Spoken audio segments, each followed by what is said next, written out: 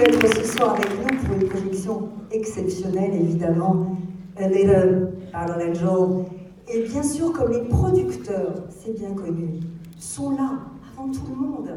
Eh bien, ce soir, ce grand producteur oscarisé, bien sûr, pour Titanic ne fait pas exception. Il est là avant ses équipes pour vous parler tout de suite à vous qui êtes là. Mesdames et messieurs, je vous demande d'accueillir un immense producteur, le producteur évidemment de Alita ce soir, Jon Landau. Jon, please join us. Alors, bien sûr, c'est... Voilà, Jon, as I said, producers always come first. So... I think producers always come last, which is the way it should be. We're here, I'm here, lucky enough to be here because I stand on the shoulders of so many others. I think, you know, what you saw tonight is a result of an incredible team of people that we're lucky enough to have who worked on Alita to create what I believe is a truly unique cinematic experience. Merci Jon. Alors, vous avez tous, pour vous qui n'êtes pas, certains ne sont peut-être pas totalement bilingues, vous savez que cette rencontre se fait exclusivement en anglais, donc pour certains vous avez bien sûr les traductions à l'oreille. Thank you Jon. Please sit wherever you want. This is your turf tonight, almost.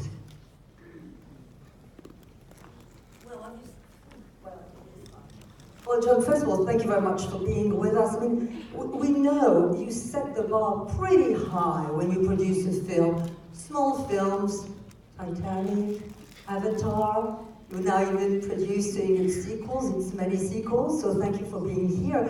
I mean, basically the first question that really, comes to mind, so to speak, but what did you find so exciting, but also so challenging about producing this passion film that had inhabited James Cameron's brains for so many years? Jim Cameron and I first learned of Alita through our friend Guillermo del Toro. Guillermo introduced us to Alita in 1999. Jim, at the time, was a parent of a young teenage daughter. I was a parent of two teenage boys, or young boys. And we just saw in Alita a character that could be inspirational for youth everywhere, no matter what the gender is. A story of an innocent girl who comes into the world, and you heard it tonight where she says, I'm just an insignificant girl. How many of us at some point in our lives have thought of ourselves as insignificant? But she goes on to discover that inside of her is the ability to become a hero.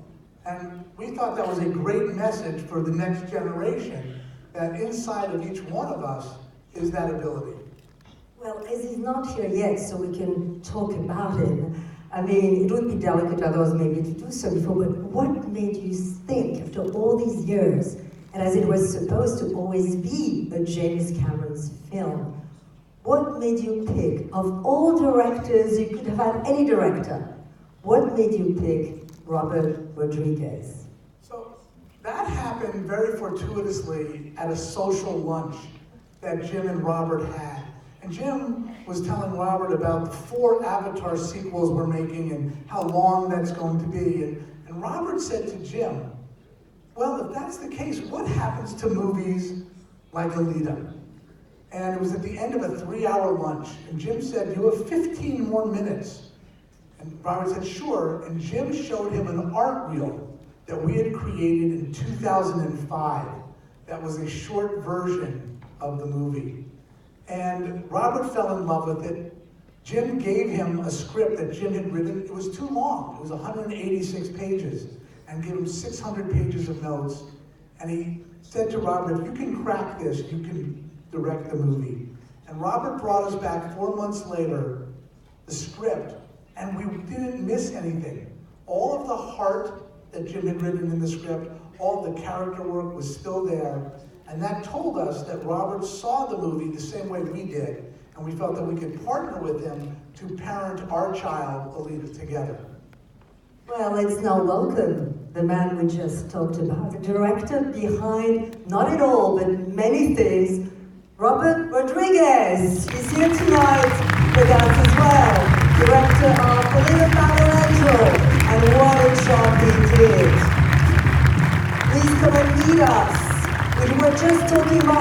but we didn't want you to blush too much. Thank you, Robert, for being with us tonight, really. Well, you can sit next to your producer, for instance, and of course they're here with us tonight as well. Christoph Waltz, GTC, Dr. Carsten Aldo. Christoph Waltz qui nous fait également l'honneur d'être avec nous ce soir à Paris. Christophe, et bien sûr, celle qui incarne Alita, que vous venez de découvrir ce soir, Rosa Salazar, qui est une incroyable Alita. This lady played Alita, a life of her own. Thank you so much also for making the trip to Paris. On high heels too, you're brave. Welcome.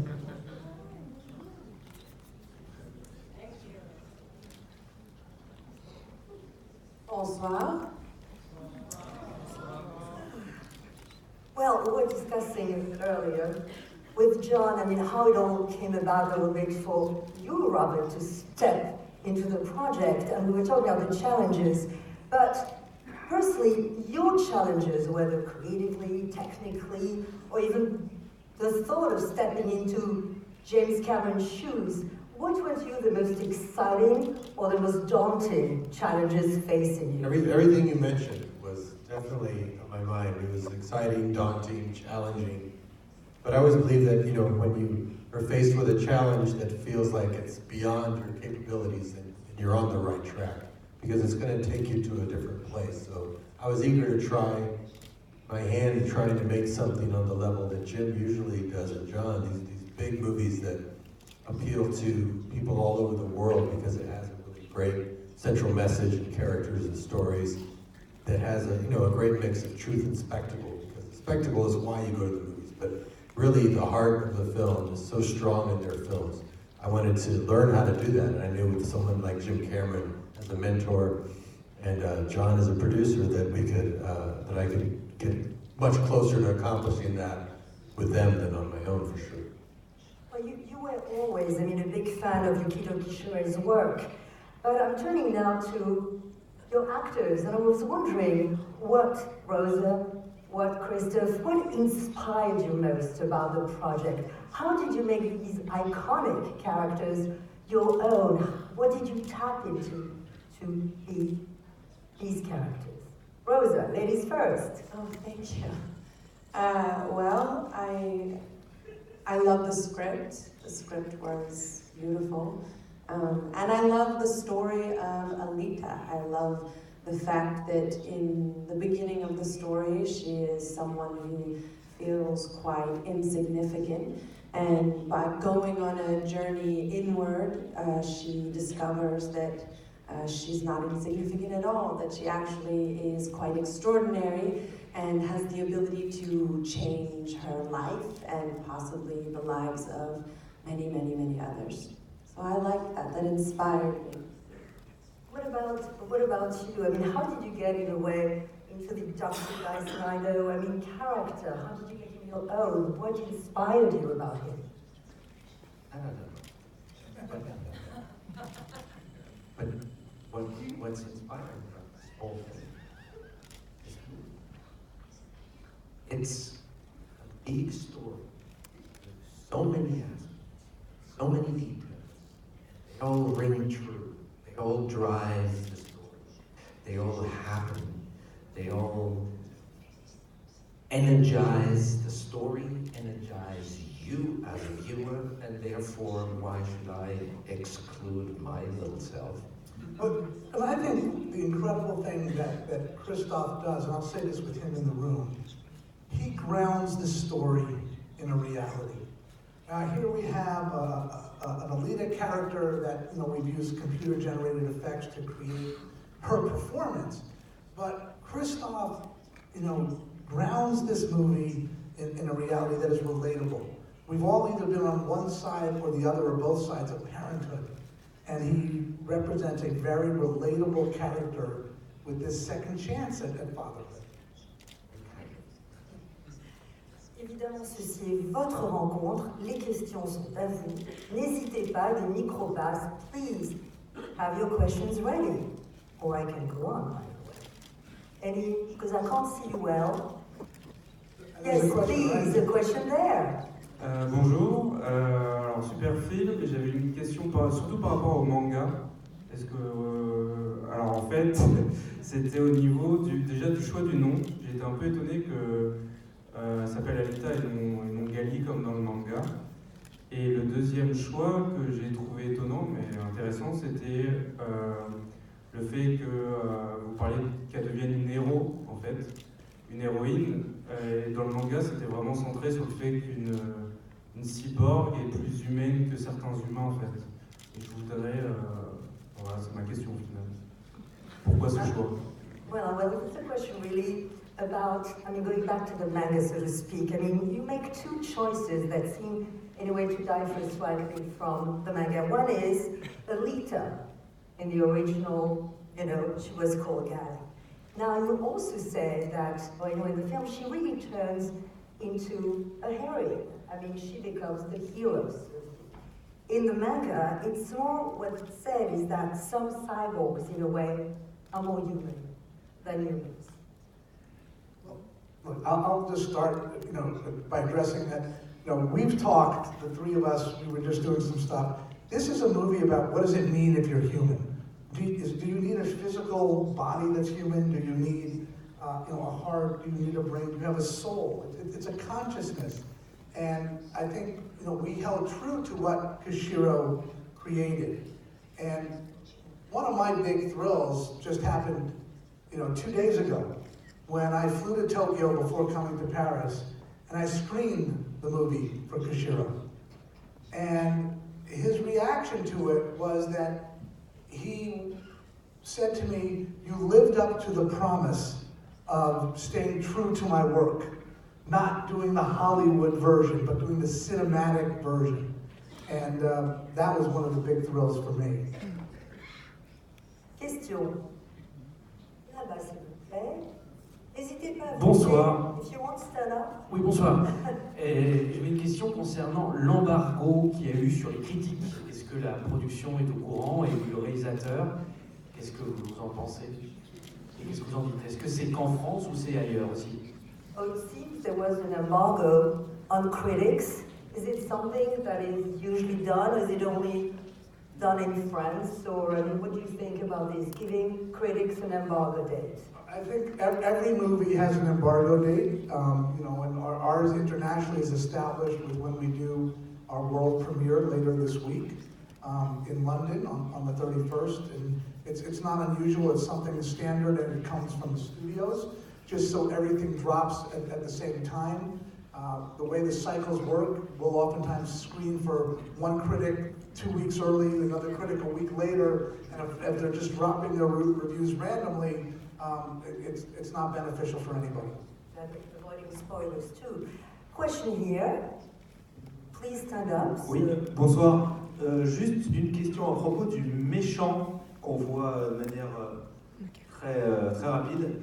Il ressemble à un réalisateur connu qui a réalisé notamment Titanic et Avatar. Je voulais savoir si c'était fait exprès et ce que ça signifiait en fait.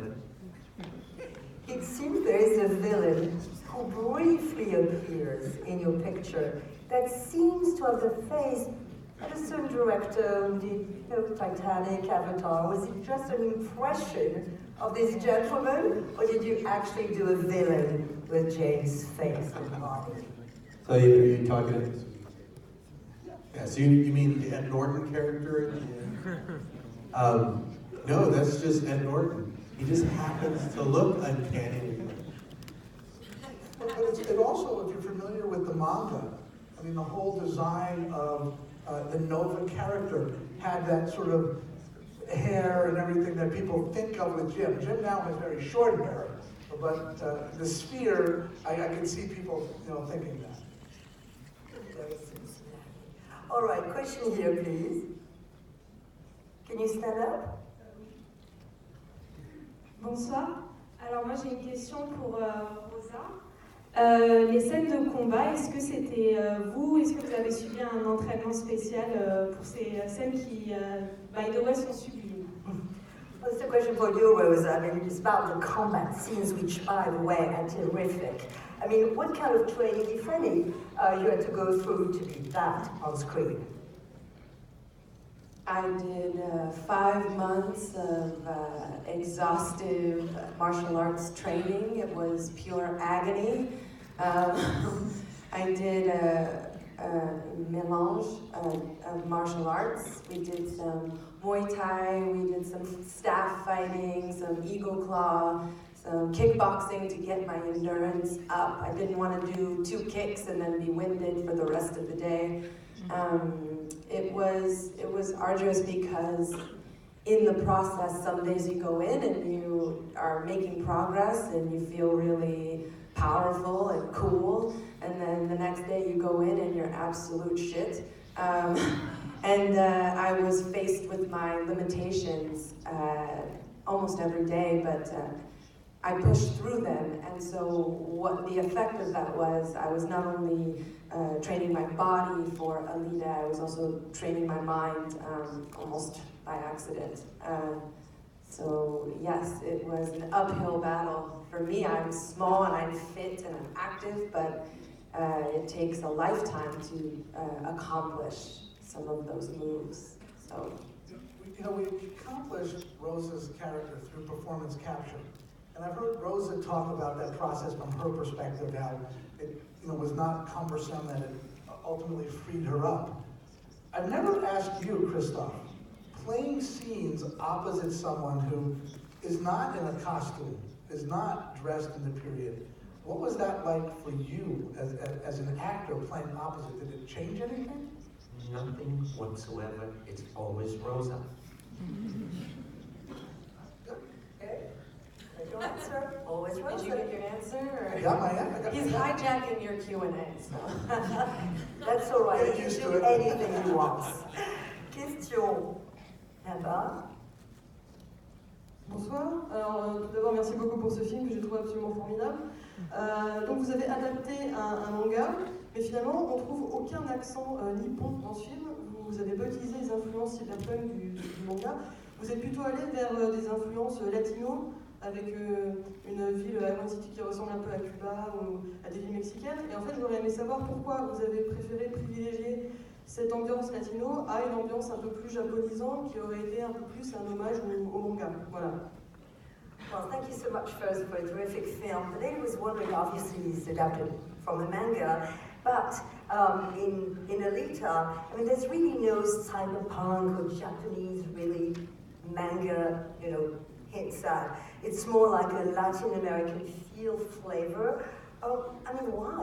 Why give it this vibe? Why not go more into the homage to the Japanese type of mangas? I see you nodding, Robert, so you're answering that question. Well, what's great, what we really loved and what Jim responded to in the material was that Kashiro didn't write a graphic novel that was Asian-centric. It was a melting pot society. Originally, it takes place more like in Kansas City. It was actually Jim that realized scientifically it would need to be closer to the equator to have a space elevator work. So he had picked, before I came aboard, somewhere more like Panama City, which I thought would give it a much, very different feel than the usual dystopian futures we see. It would be a warmer look. It would feel more like a melting pot. It's one of the last cities that survived, so everyone goes there. And that's what really freed us up to make something that was just more universal and told a bigger story. And you put our city within your own lot. That must have We been... built the actual set, yeah, in my parking lot. It's still there. Y'all can come visit if you want. It needs to be said that his parking lot used to be the parking lot of an airport. Small detail that explains a little bit the square footage available. Next question, over here. J'ai une question. Pourquoi dans le film Alita, elle a des gros yeux? Why does Alita have big eyes in your film? And it was something that I saw in Jim's original designs. That when he was going to make this in 2005, he showed me not only the script, but the original art paintings what he thought the movie would look like. And the very first image I saw was her looking at her arms with the scroll work, the porcelain sort of body, and she had the larger manga eyes. And I thought, oh wow, he's gonna go for a totally CG character that really pays homage to the original characters. You know, we've been seeing manga characters since Astro Boy in the 30s, but we've never seen one photoreal. And everything Jim does is always something you've never seen before, whether it's the water pod in Abyss or the T-1000 in Terminator 2, or the Titanic sinking, or the Avatar world. And that was going to be his end for this, was to create a character, photoreal, that you've never seen before. So I knew we had to do that. It was the bolder way to go. And if the eyes are the window to the soul, we needed a character who was going to be very soulful, so that even in a wide shot, you can see everything that's emoting through her eyes. And she's a cyborg, so it would make sense that she could have a different look than a normal human. And it's what causes this alienation, and she thinks it makes her more of an outsider to others because she doesn't look like everyone else. So it was all really great for the message of the film and worked really well. Question là-bas. Hello, over here. Bonjour. I just have a question for Robert Rodriguez and Jon Landau. Why did you choose Christoph Waltz as the father figure? And for Christoph, how did you do to portray that father figure with such a character as Alita? Why did we pick Chris? Christoph was my first and only choice for the role. We had like 3-hour first meeting where we talked about our children, our daughters, and you could just feel a very warm fatherly figure about it, but yet he could have the edge of being a hunter warrior. You needed to have both sides. You couldn't have somebody that was either too dark or too light, and Christoph can do anything. And we had such a great meeting that I knew that he was the guy, and brings just such gravitas to the whole project that it really set the bar early of what we were going to be going for. And I never could imagine anyone else, and of course now that we've done it, I can't imagine anyone else ever playing it. But that's why I chose him. It was really for who he was as a person first, to kind of pick people for who they are, and then of course for his artistry and for his craft. Thank you.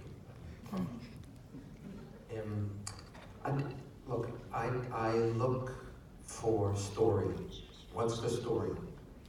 And then I think about what I can contribute. And after talking to Robert, and after talking to Jon, and after talking to Jim, after meeting Rosa, I thought I can contribute something. And if you have a story you like, a place in it, and the people you really desire to work with, there it is, no decision necessary. Question là-bas. Est-ce que vous avez prévu la sortie d'un Alita 2? Well, is Alita 2 in the works in the future? Well, I think that audiences are going to have to tell us if they want Alita 2. Koshiro created this vast world with many, many stories. We really only pulled from the first 3 and a little bit of the 4th, of what is now 33, graphic novels. So if audiences, tell us, I know Jim would love to go back there. I know Robert, I think Rosa, Christoph, we would all love, because these are movies that have a theme that is bigger than their genre. The theme is what you leave the theater with, the plot you leave at the theater. And we would love to tell movies where we touch people and they're affected by the cinema experience. And the third one is called Ido, not Alita anymore. Jim and you have been talking? Yeah. Okay. What's the idea of the plot? Oh, I know, we're talking about the Ito, of course, film. That's the third one, of course. Question? Bonsoir, merci beaucoup pour ce film. J'ai une question concernant les effets spéciaux. J'ai trouvé qu'il y avait une certaine, un certain pas, contrairement à Avatar, c'est-à-dire que je veux savoir si vous avez rencontré dans la production des problèmes dans les effets spéciaux ou des nouveaux conflits, ou dans le jeu d'acteur, s'il y a eu une certaine évolution, s'il y a eu un certain comment dire, si c'était compliqué ou pas dans le jeu entre les acteurs, ou bien là j'ai du mal. Excusez-moi. Ce que vous voulez dire, c'est est-ce que les effets spéciaux, et de quelle manière peut-être ont-ils influencé le jeu des acteurs? Voilà, dans la réalisation.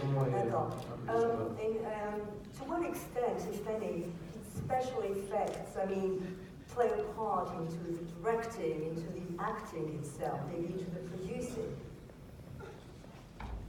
The special effects, we tried to, I learned something from Jim on this movie. When I make movies, usually they tend to be very whimsical because of a cartoonist background. If I have a character put a guitar case on his shoulder and fire a missile, I don't think the audience really needs to know how it works. They can just kind of go with it. It's just dream imagery to me. But that doesn't fly with Jim. He would say, how does that fire? How does that reload? How did you engineer that? I don't believe it. It pulls me out of the movie. I don't buy it. So I realized that with him, he has a different approach to movies. And I asked him, he said, I believe science fiction and fantasy especially need to be really grounded, be utterly real, otherwise you won't buy the fantasy. So I knew I had to take a completely different approach to it and not even rely so much on special effects. I thought, I'm not going to do like what I did in Sin City and shoot it on a green screen. I'm going to actually build real sets, have real locations, have real actors around. Rosa, she'll really bite out of a real orange, things like that, so that it would be very true to reality. So when they replaced her with CG, they would have to match the reality around her. So the effects were used to just really kind of solidify a reality so that you buy it and believe it more than just having effects for effect's sake. So that approach really dictated how we would shoot the movie than I probably normally would have thought for something like this. Rosa, why don't you talk about, for you as an actress, doing a performance capture performance? Well, it might disappoint you, but it was no different from working in a practical sense. Yes, I'm wearing a contraption, wetsuit type of outfit with mic packs and radios and fans and batteries strapped to my helmet and my body, but it didn't encumber me much, to be honest. They made a promise to me that it would be my performance up there, and the way that they would achieve that is for me to just give a grounded, organic performance. So all of that stuff was almost eliminated. They put us in an environment where we could play.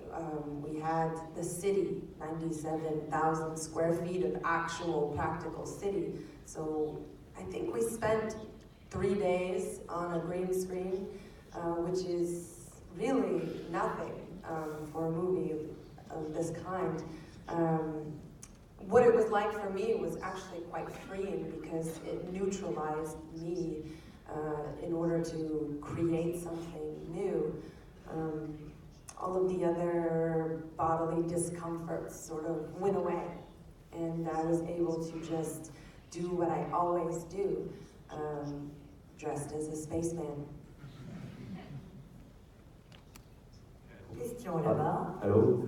First of all, thanks for the movie. Question from Mr. Rodriguez. It's often said that movies made 3 times. First the writing, then the shooting, and finally the editing. What can you tell us about the editing? What's not in the movie? The deleted scenes, deleted subplots, these kind of things, and do you expect an extended cut later on release? These kind of things. Or Mr. Landau, talking about the director's cut. When your pal James can take his nose outside of the avatar verse for 2 seconds, we're still waiting for a decent high definition release from the Abyss and True Lies. I know, I'm gonna go. We're working on those, but back to Robert's question. I want those myself. Yeah, part of me weaseling my way into the company was to try and get my hands on those master copies. Absolutely. I'm actually trying to get them to do a commentary too. I haven't told you that. Part of my conspiracy plot. What about the editing? The editing, it was pretty lean. I mean, Jim's original script, I did most of the editing before we shot, because Jim had a long script. It was 186 pages, which made it would be 186 minutes instead of 120. And I knew that wouldn't fly with the studio or anybody, so I had to do a lot of editing. And so we ended up really not cutting anything out of the actual movie. There was one scene, there's some scenes that we truncated, but there's only one scene that we took out because we just didn't need it, where Hugo was helping her train. It was after she did the first motorball test, and when after she was in the alley fight, realized she could trigger a memory through combat.